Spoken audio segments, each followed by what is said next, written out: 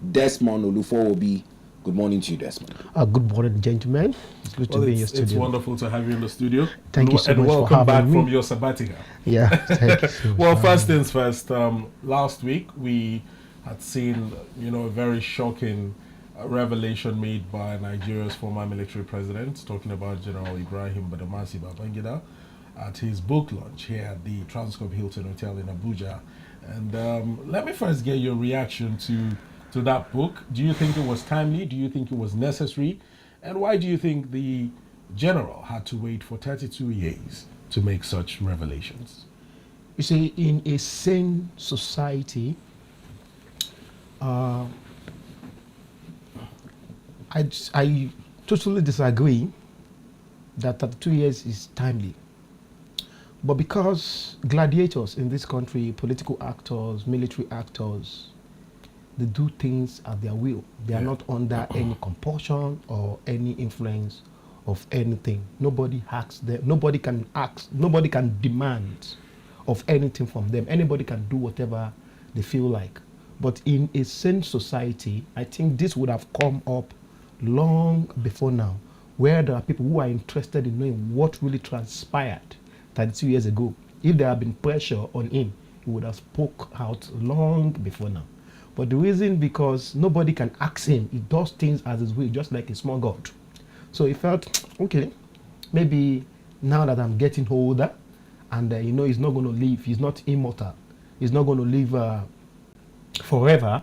Therefore, it is important just to satisfy his own conscience, not because of anybody, not because of the family of the ex-president Abiola, the person whose election was annulled in the June 12th, not because of Abiola, not because of the party, not because of Nigerians, just because of his personal ego and his own satisfaction. That was why he made don't you think that public that's revelation after 32 years in his book? But the argument surrounding this is the fact that there are so many misconceptions with regards to the June 12 elections the election that was annulled, and that he wrote the book to set the record straight so that posterity would, judge everyone fairly, including himself. Don't you think that might have been the case? What was fair about the June 12th? Is it there is no single Nigerians who do not know what transpired or what happened or the role IBB himself, Ibrahim Badamasi Babangida, played in the annulment of the June 12th election. It is not a news. Our suspicious is very good, and every Nigerian knew that IBB annulled the June 12th election, to his credit. And coming out after 32 years to say that he wants to put things in perspective and clear some misconception, for me, it is not accepted. I was wondering that Nigeria is the only country where the rich, the wealthy, the elite are united, but the poor and the masses, they are divided. You see, when you look at what happened at Transcorp Hilton last week, you find out that everybody is a friend, irrespective of the political class, irrespective of the political party, irrespective of the language or the religion, their religion affiliation. You find out that every one of them are dining, whining, together, as if they never had issues. Even the case of the incumbent president Bola Ahmed Tinubu, who happens to be one of the people who is one of the tormentee of Babangida, following his days under Nadeko. So the tormentor and the tormentee is as if they've always been having this tit for tat, like we've been having conversations. It's no news when people say that there's no permanent friend and no permanent foe in politics. So it's not surprising that somebody as highly placed in the society and in Nigeria's political space as General Babangida is, will attract individuals like, of course, like President Bola Ahmed Tinubu. Even though it seems one person is still aggrieved. The president, one person stayed away. General Muhammadu Buhari, is not happy. Do you think it's because they toppled his government at the time, or over unspoken differences? That is part of it, because even in his action, he said that he does not feel okay to be in that gathering, that he does not think that it is wise or or good for him to be in such a gathering.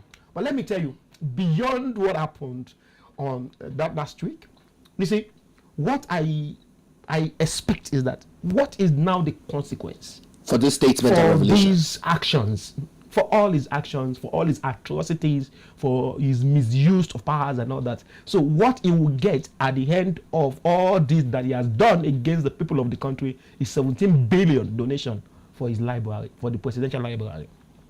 You see, that is further to entrench that belief that anybody can do anything to anybody in this country and they will go scot-free.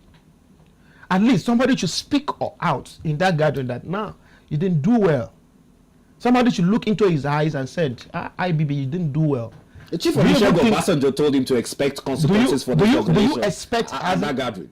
Chief Obasanjo did. He told him, he said, this is not even about Olusegun, because Olusegun Obasanjo, I don't see him in that place.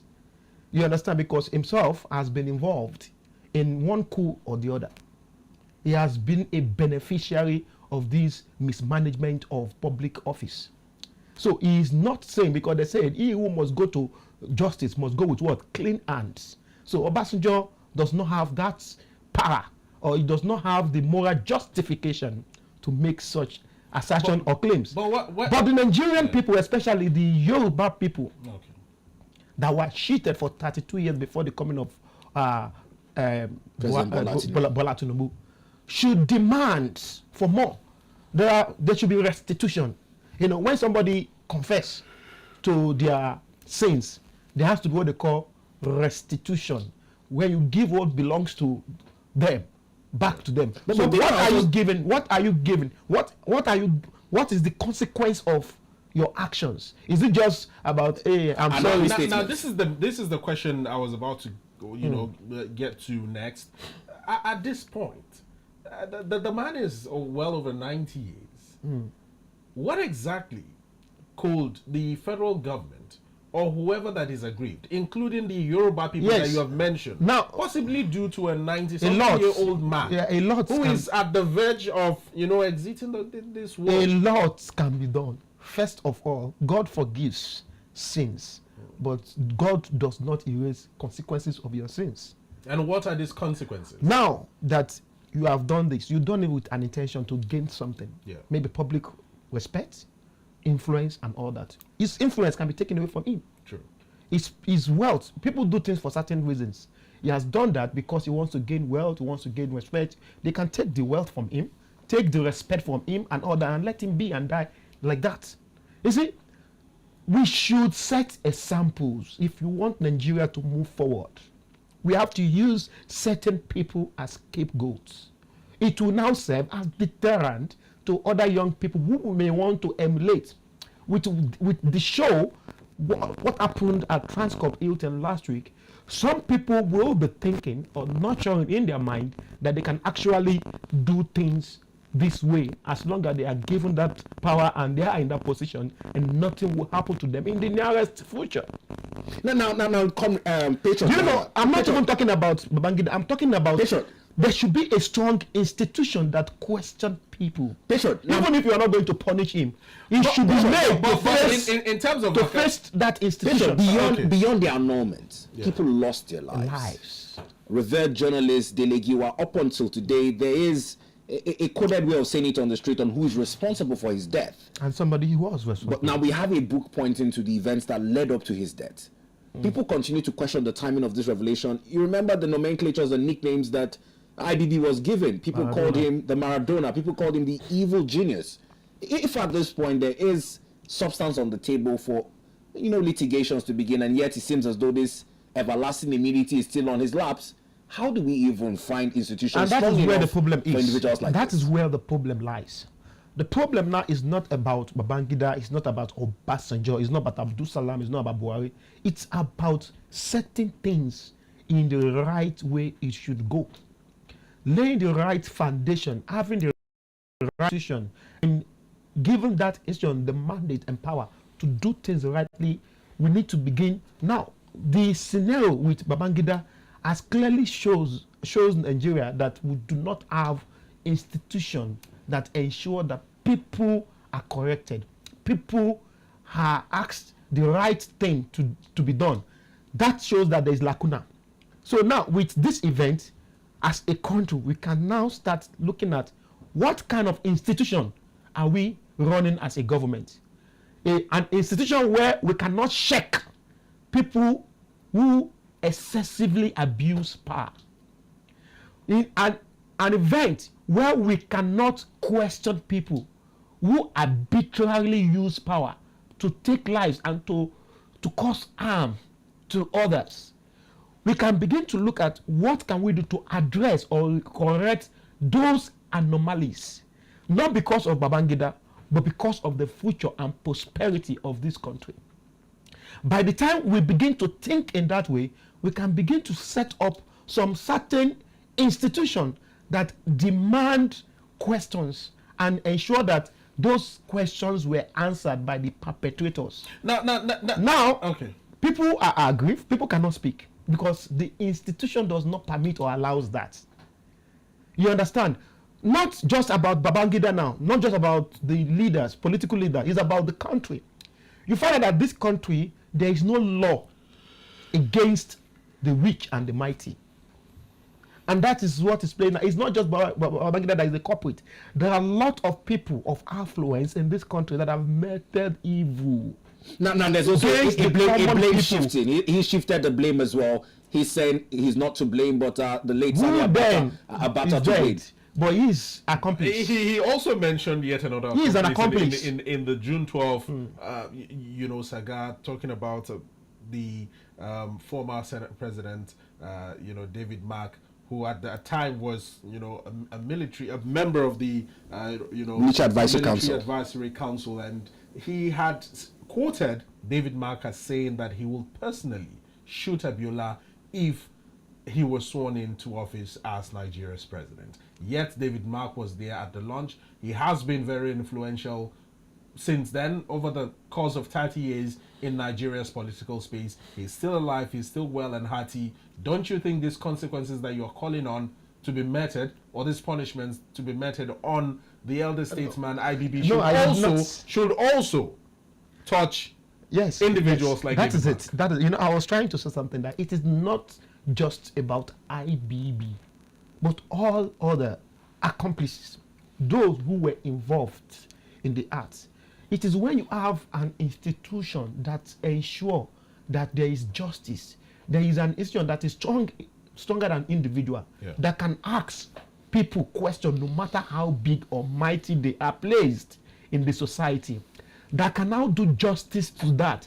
When they look at Babangida, they looked at some of his wrongdoings, they can apportion the right or met the right punishment for his action. They looked at every other person and give everybody what they are due.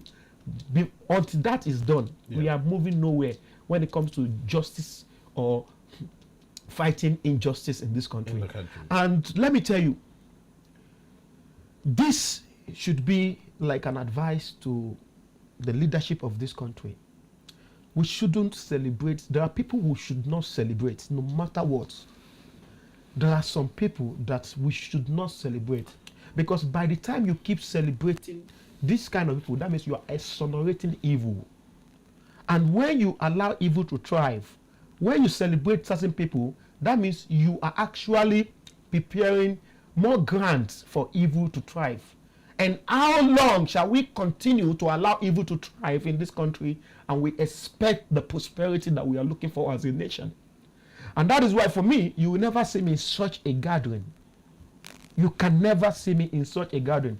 If our leaders and our elders, they are blind to see that this thing they are doing is like supporting evil, we, the younger generation, we should have a change of mind and change of action. I believe that people of my generation who have seen the evil that military government has caused this country, and some particular actors, the role they play during this era of military government, would never in any way speak good or be part of that.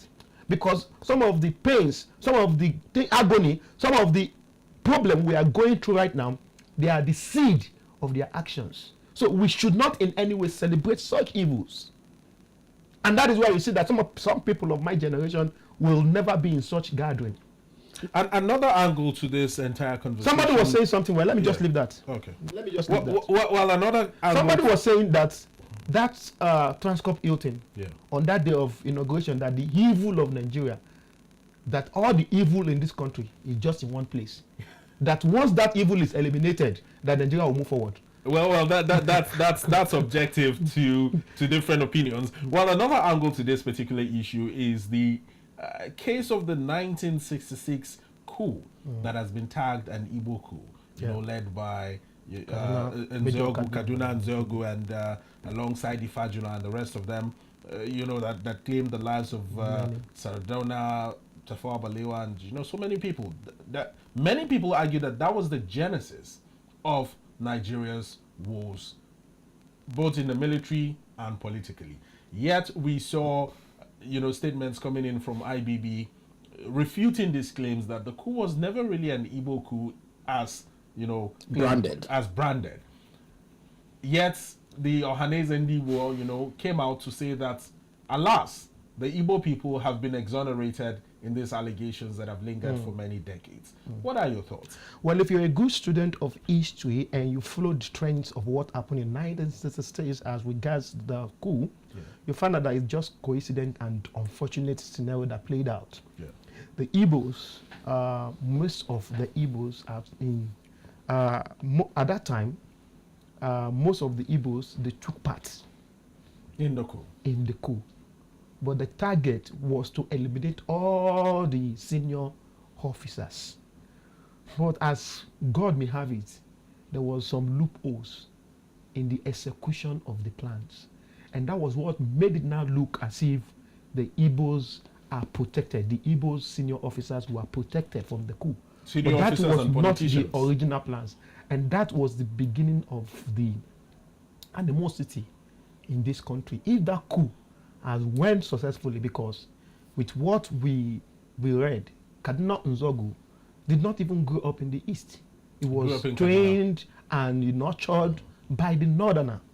And he took his own action according to plan. But other people failed in the execution of their own plans. So now, if the masterminder of the coup had carried out extensively his plans, and even without looking at whose horse it is, and went ahead to execute his mentor, you understand? That means maybe he has a good intention going forward into that coup. But the other people maybe do not share the same belief or perception with him. Yeah. And then you don't expect people not to think or not to make up their opinion based on the influence they can draw from the scenes of this coup. Most of the Igbo senior officers were protected. Maybe it is God that made it, or there was an agenda that is not even known to the masterminder of the coup.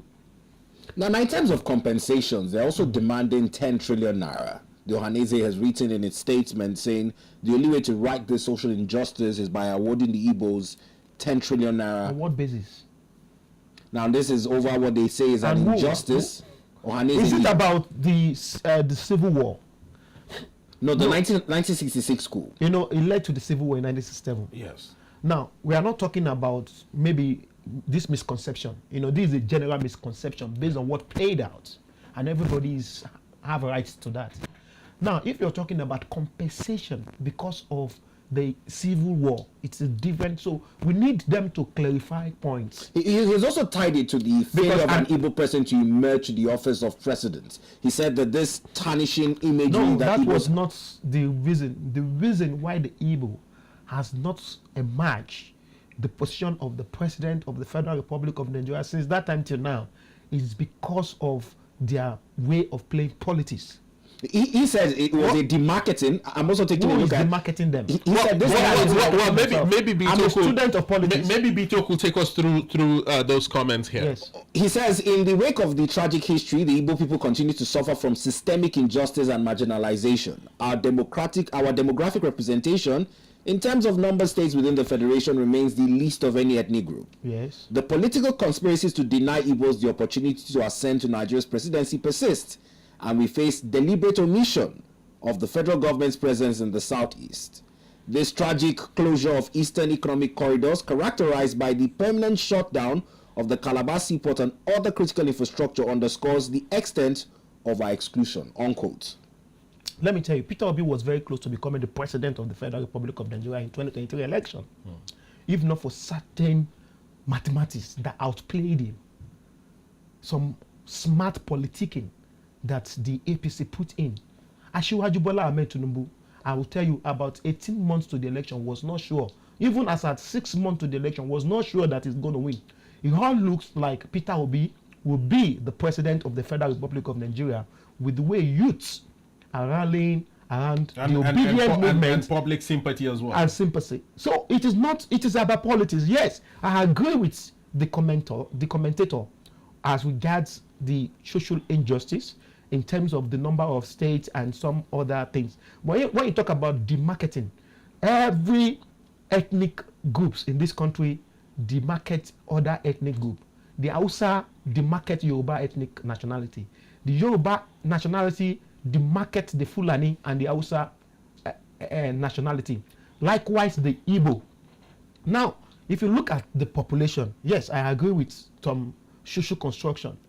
If you look at the number of states in the east, which is about 5, in the southwest about 6, in the northwest about 7, you find out that the mathematics is not right. Now, it's not even about the number of states now that will even savage the Igbos. Even if the Igbos were given 8 states, that does not mean that their population will be higher than the Hausa population or the Yoruba population. So we should get the politics right.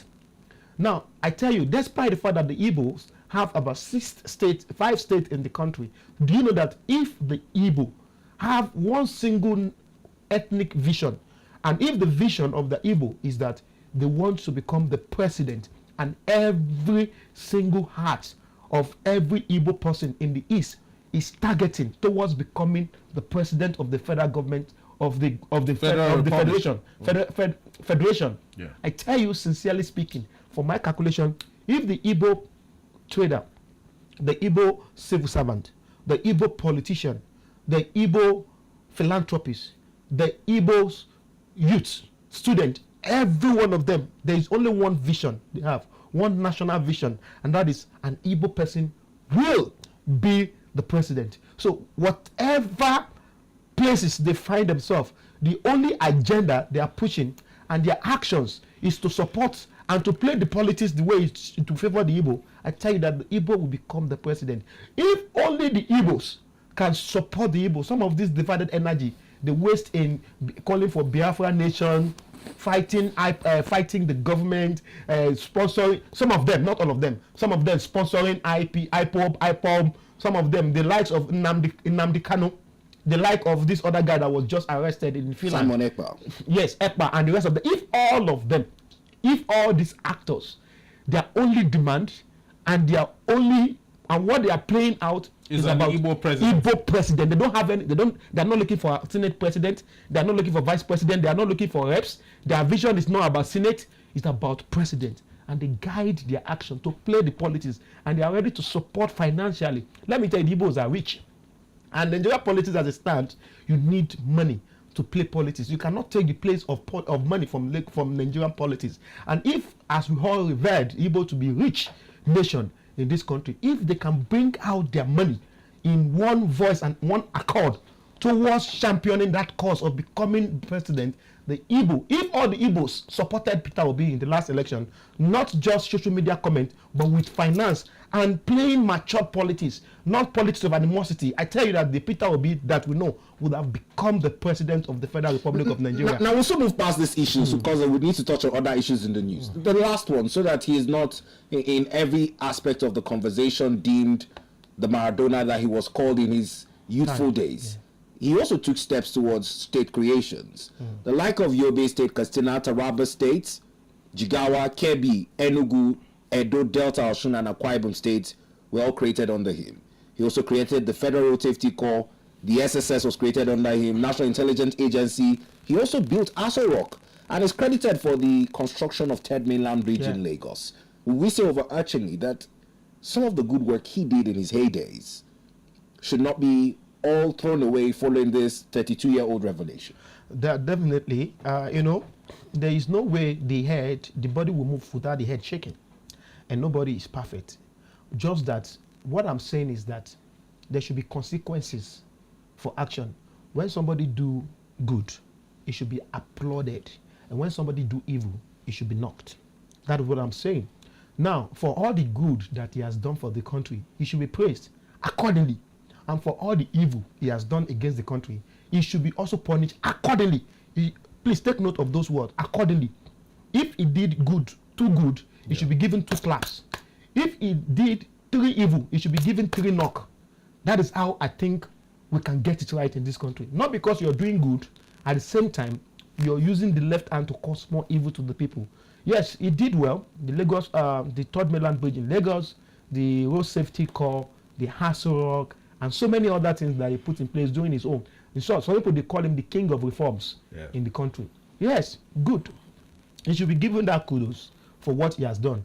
But he should also be questioned. It is only when we have that consciousness in our national narratives that will help leaders to sit up. Because even in this democratic dispensation, there are some people who still act arbitrarily against the rule of law. Look at what happened in Bayelsa State.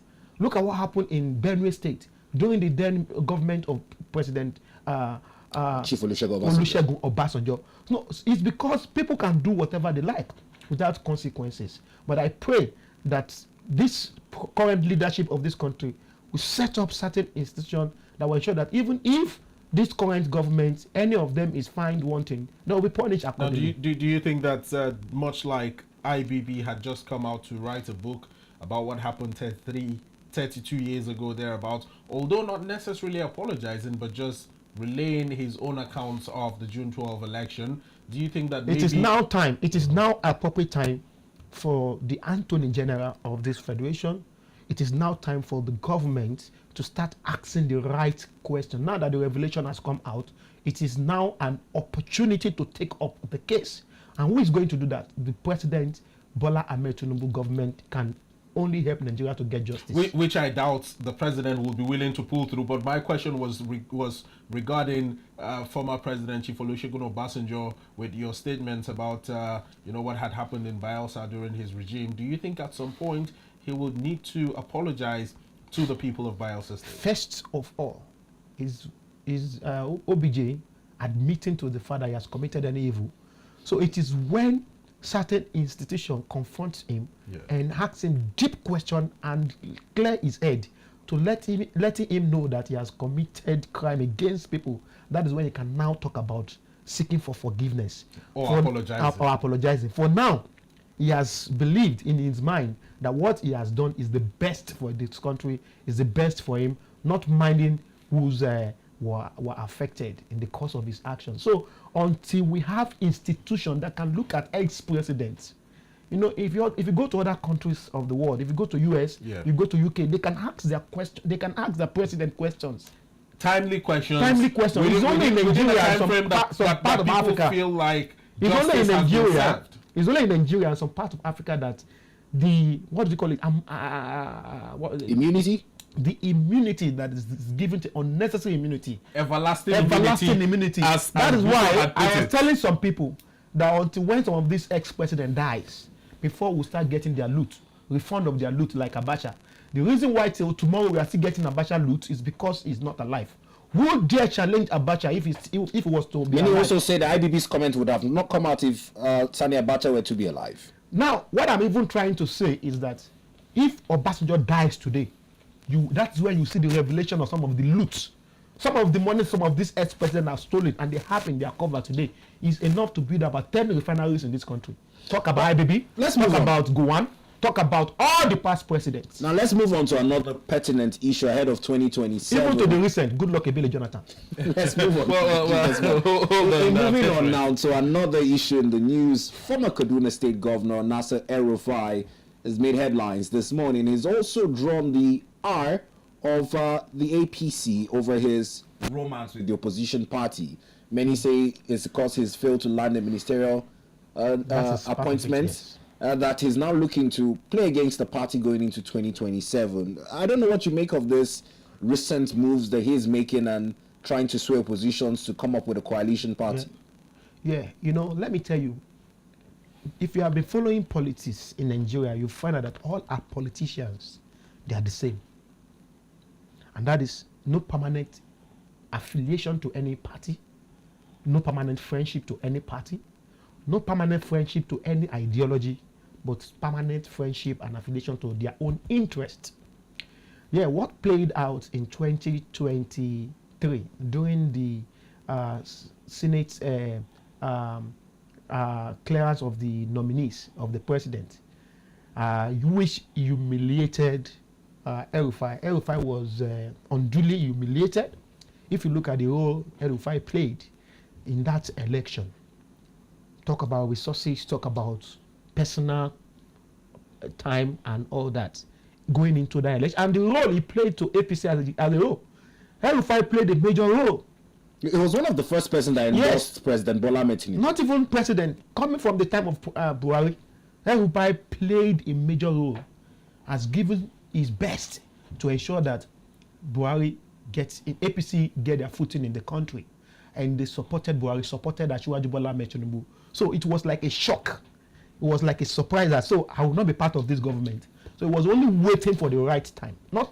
There's nothing anybody is going to tell El-Rufai. El-Rufai is going to mobilize Nigerians. El-Rufai is ready to empty his account to fight against APC government as of today. From the information and from what El-Rufai is doing and from some political move is constituting right now, El-Rufai does not mind rubbing his body in gutter to ensure that he fights dirty, to ensure that he gives Asiwaju a run for their money. Let me remind you of a phrase, Patriot Desmond, and I just want you to carry on your comments from this phrase. They know they fight government. Yes, they know they fight government. El-Rufai is a government. In what way? Okay. El-Rufai is an institution. El-Rufai is one of the people that make APC. Some of the evil propaganda. He was one of the people who narrates, and just like when you know the secret of APC, El-Rufai knows the secret of APC. Some of the evil that APC has committed trying to fight against PDP. Some of the things they orchestrated in the Northeast, in the Northwest, we know all those things.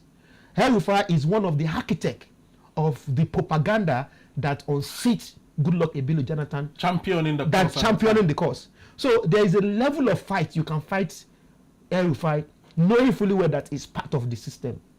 El-Rufai is part of the APC system, so he knows the right steps that he can take, and nobody can challenge him. El-Rufai is part of the government because even as of today, he has not officially declared that he is no longer a member of the APC. In short, El-Rufai can start all these strong fights and still decide to fight the government within the APC. You don't understand? Well, break that down a little. Yes, he can decide that he's not going to any party. He can decide that he's going to woo a lot of people to APC, from PDP, from any party, and then during the time of election, they will be inside APC and fight against APC. They can go that route. He can decide that he's going to bring a lot of people from APC and they are going to form a major party, bringing out some people who are aggrieved like himself, maybe with Fayemi and the rest of them, Aregbesola and the rest of them, people that are not favored by the government, and they are part of the government and they have weight in their... infiltrating the APC like a virus. Like a virus. And then El-Rufai is a gladiator. El-Rufai is a big politician. Is he as much a gladiator as President Bola Ahmed Tinubu? No. Who is championing the affairs of the APC and also being the commander-in-chief of the federal... As of today, if you are to count 10 strong politicians from the north, if you take Atiku Abubakar, you take Kwankwaso, you'll be looking towards El-Rufai. El-Rufai is not somebody you can just throw away. But he's unpopular even in his state. No, don't say El-Rufai is not popular. When I'm not talking about popularity in terms of people knowing him. I'm talking about politically, somebody who won. I'm talking about political popularity in terms of people loving him. This is how you know. He's not loved even in his state. This is how you know whether somebody is popular or not. Did he or not contested for governors for 2 times. Well, he contested And he won. But did he not have a successor? Did he not have a successor? His actions during the time that he was governor, if you recall, say that. if you recall, a lot of people, especially within the southern Kaduna axis, were aggrieved from day one that El-Rufai stepped into that government house in Kaduna State until the day he handed over. It is If we take a look at his antecedents in Kaduna State, we take a look at his antecedents here in Abuja as the FCT minister that was dubbed at some point Minister of Demolitions. Okay. You will agree with me that not a lot of people love El-Rufai as you and other people, and even El-Rufai himself would want to believe. No, don't get it wrong. I didn't say that El-Rufai is loved by everybody. Okay. And you don't need to be loved by everybody before you can be classified as a politician of value and strength.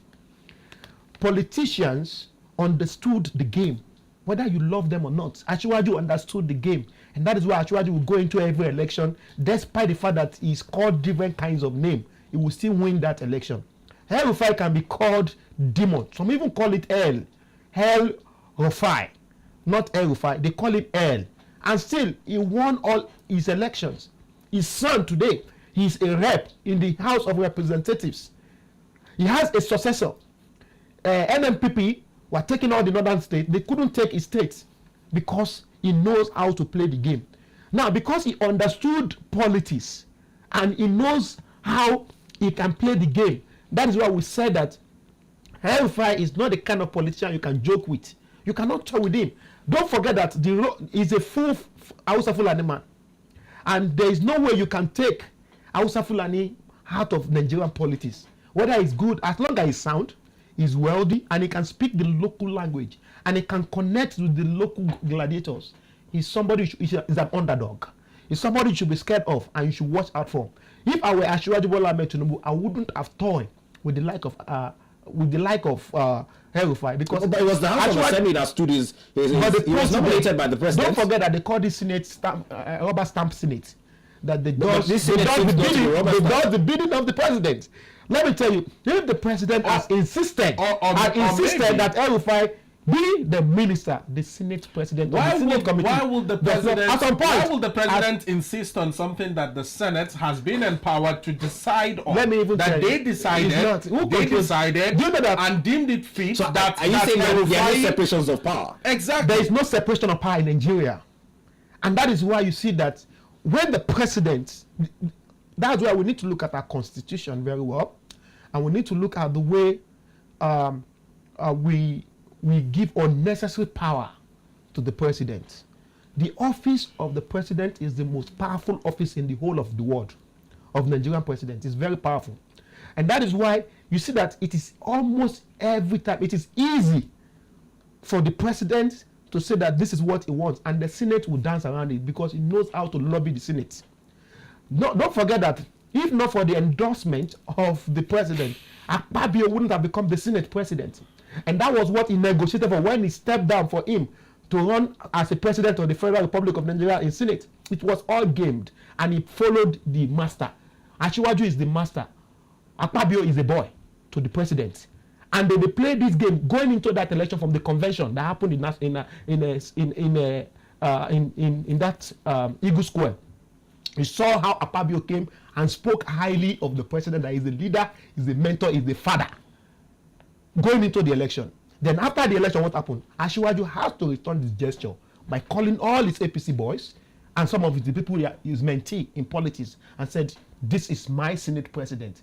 And now, when you have that kind of relationship between the father and the son, a mentor and a mentee, you always believe that that Senate is always going to do the bidding of the presidency.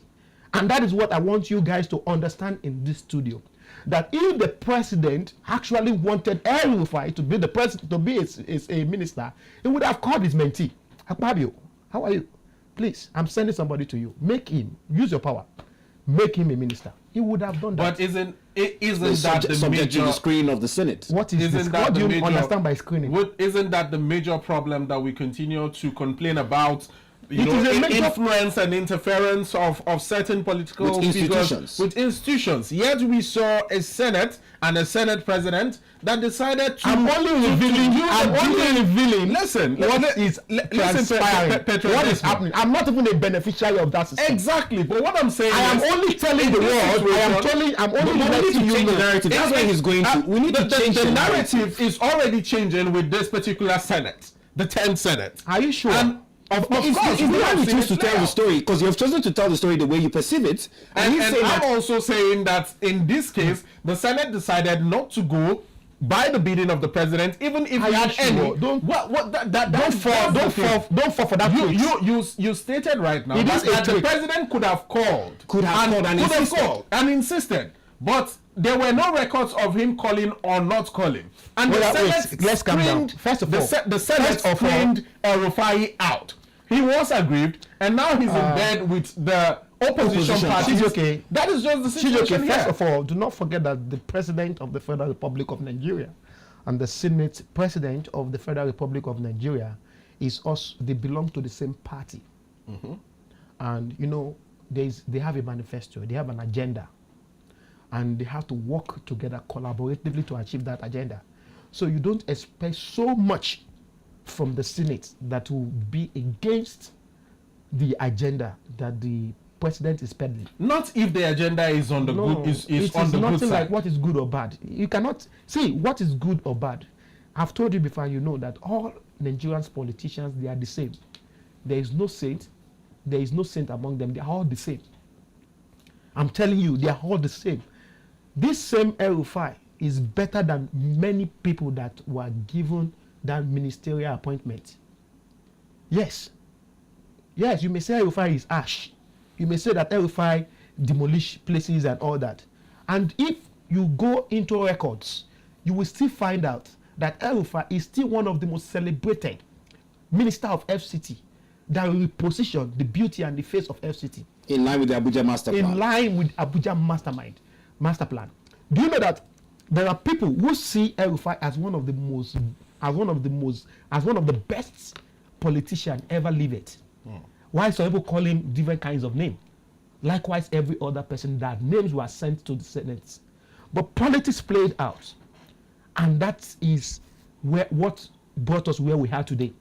But what I'm trying to say is that we should not fall for that tricks of saying that this Senate can stand against the president. Well, it's why, especially when they are on the same party. I understand your point, but it's also subject to narrative, so that if decisions like this are taken, in credit to the institution, okay, now we might just say, you know that the Senate at some point they were not cool with the increment or the removal of subsidy, but the Senate couldn't do anything against the wish and the will of the president. Not only that, there are some of the policies that we have seen recently in the APC-led government under the watch of President Bola. The removal of fuel subsidy the Senate was is not comfortable. The National Assembly, they are not comfortable with, and they couldn't do anything. That's where executive orders come in, and it's like saying, of the fuel subsidy was an executive order from the president. Yes. What do you think the Senate could have done different? They can overturn. They can overturn because they represent the people. What they on? See, let me tell you, executive order on even law, even the law of the Federation, the Senate, the National Assembly, they make this law for us. They can come together in as much as they have this 2/3 of the House across the Federation and change some things in the Constitution that is not favorable to the people. The masses speaks to the National Assembly. And if the masses are going through hardship and the National Assembly cannot speak in their favor, that is to point to you that something is wrong somewhere, my brother. And what I'm trying to tell you now is that if the Senate were to be working as we all agree and we all say, that they are also to check the excesses of the executive, the judiciary also to check the excesses to interpret. You see, Senate, National Assembly, in my own view, they are not giving that bite and vibe of checking the excesses of the executive. Well, a message just came in now, and it's important to inform our viewers. Sorry to cut in your thoughts before we proceed to our next line of conversation. In line with the room created in the National Assembly for the public hearing, There's an invitation to the general public to participate in the public hearing on the tax reform bills by the National Assembly. Begins today at 10 a.m. daily. Venue is the Conference Hall, room 022, Senate New Building, National Assembly Complex, 3 Arms Zone, Abuja. It's also going to be concurrently holding in the House of Representatives from the 26th to the 28th, 12 noon daily, Conference Halls 028 and 231, House of Representatives, New Building, National Assembly Complex, Abuja. It's under the invitation of the Presidential Fiscal Policy and Tax Reform Committee. So for public input, many Nigerians have been calling for this opportunity to lend their thoughts to the tax reform bills. Beginning today and concluding on Thursday, you're invited to the premises of the National Assembly to weigh in your own opinion and views in line with public interest. Now back to our conversation. Now we have little less than 8 more minutes. We still have over 7 issues in the news we have not touched on. Let's see if we can just pick one of them and talk about it, because we hear this morning that there are concerns over the loss of mobile and internet access amid diesel shortage. Whilst Dangote has talked about his sufficiency in storage of over 600 billion naira in terms of PMS available in his refinery. But we hear that it's also down to politics between diesel operators and the channels of distribution that's informing this issue with telcos at a time when the tariff hike is still biting hard on Nigerians. You talked about the role of the National Assembly in this regard. How do we unravel these issues with the loss of internet access and mobile access as well? Well, let me tell you, the internet service provider, they are independent and they are there basically to do business. And they cannot do business under circumstances that is not favorable. In the few days to now, there've been this lamentation as regards the strike that is being undertaken by these tanker drivers, and it's affecting the supplies of automotive gas oil, AGO. So I think the much or the little that the government of the country can do is to intervene, timely intervention, to see what is the cause of these striking drivers, and what can the NNPC, what can the Dangote and the independent marketer do in trying to alleviate the problem that is being faced by this telecommunication company.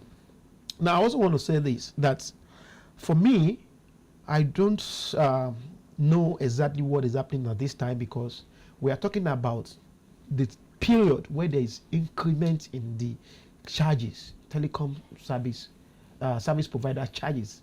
Maybe unknown to many Nigerians, there have been serious increment, up to 30%. Because the data that you buy before for 6,500, you are now buying it for 9,000 naira. That's about 25% increment. And then now Nigerians are paying more for the service they barely enjoyed. That is where the role of the Senate will have to come in. If Nigerians will be paying more and you cannot provide the service, then it will be better if they can cut down on the tariff, pending when we can enjoy smooth services. You see, I don't believe or expect that Nigerians will be paying. Even now, I think the regulators need to wage into serious actions. This tanker or no tanker buhaha, shortage of gas or no gas, for me is not the cause, because Nigerians, despite paying high, are still not enjoying value for their service. Money. We are not enjoying, even after this issue of gas or no gas, diesel or no diesel challenges, even if after long it has been resolved, we are still facing or battling the issue of not having good services. This network or service provider, they've not done much with the money they are collecting from the people. You know, in the case of AEDC, in the case of electricity, they actually promised improved services, and that was why they increased their tariff. What is our network provider promising that warranted them to increase They're not promising anything. They're only saying that they haven't made profit in the last 12 years. No, my dear brother. That they need to make profit. And that is where we need NCC and every other regulator to come into play. Nigerians should not be made to be paying from their nose without enjoying service. Data is expensive in Nigeria from onset. If you have been to other parts of the world, right from time, Nigerians pay high for data.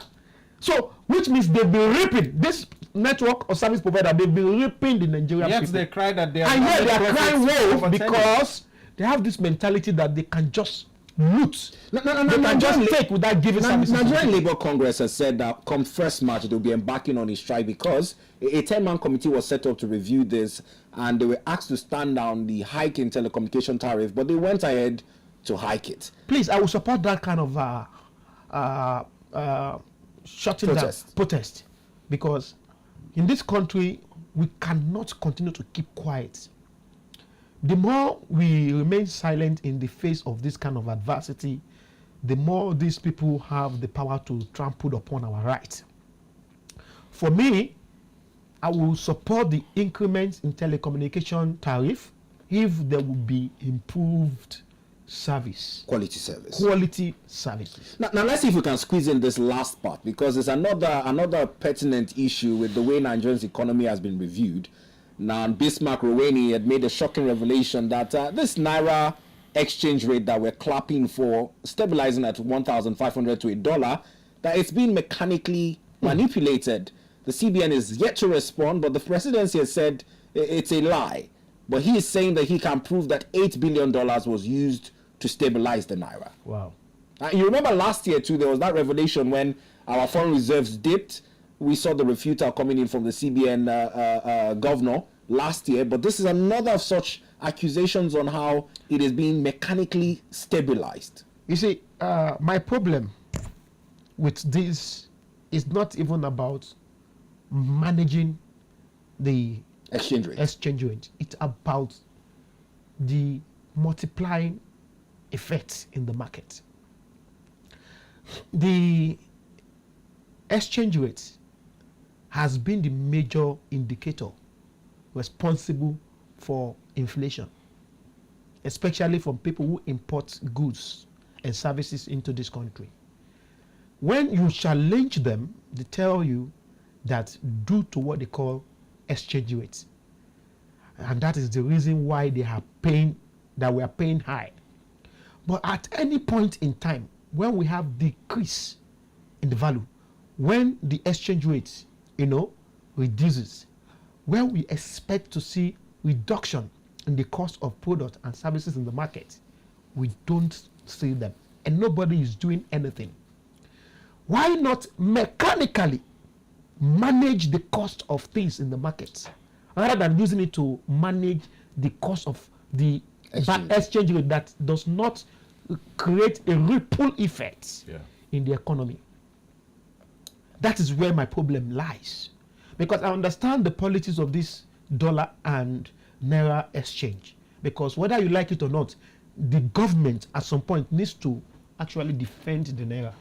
If you look at the way our markets. So is it safe to say that sometimes economically, this entire gaining of the naira over the dollar I'm not sure is a sham? I'm not sure. I am not speaking to that until when the federal government, the CBN, comes out to defend themselves and give us the true picture of what is transpiring. Yeah. But what I'm saying is that it is even safe sometimes if a country, because if you go to US, you go to Europe, you go to all this country, they also master the art of managing their currency. But many asking why we basing it on only the dollar. We're seeing situations where people can also make specific arrangements. If, for instance, an investor wants to go get goods from China, can we have a direct exchange? Yes, we have that. We have that arrangement between Nigeria and China. There is direct exchange rates between Nigeria naira and yuan of Chinese currency. So that has been since the time of President Buhari. So that arrangement is there. But we need to extend it beyond China to Germany. We need to extend it to Europe. We need to extend it to other Malaysia, to Singapore, to Japan, to Korea, because the world economy is a dollar economy. Even Chinese, even some other countries, not just Nigeria, they are also suffering the same problem, because you cannot take that away from America. And that is why America has been having problem with certain people trying to take, because they are advantaged. When the world economy is now negotiating and doing things with dollar, it favors the US. So any step to hurt that will make you look like the enemy to the United States of America. But if the US is empowered to restrict aids from coming into other African countries, at this point, I don't know if the African leaders need another wake-up call to say the time is now. Definitely, the African leaders need a wake-up call. Not even now, not even before, not even because of the Trump's tornado, but because of some of the economic imbalances that have bedeviled the African country in the last 50 years. The AU needs to wake up. The ECOWAS needs to wake up. It seems like we have an AU that does not really do much for the continent. So they need to wake up and reposition this African continent and start by defending our Commonwealth, our resources.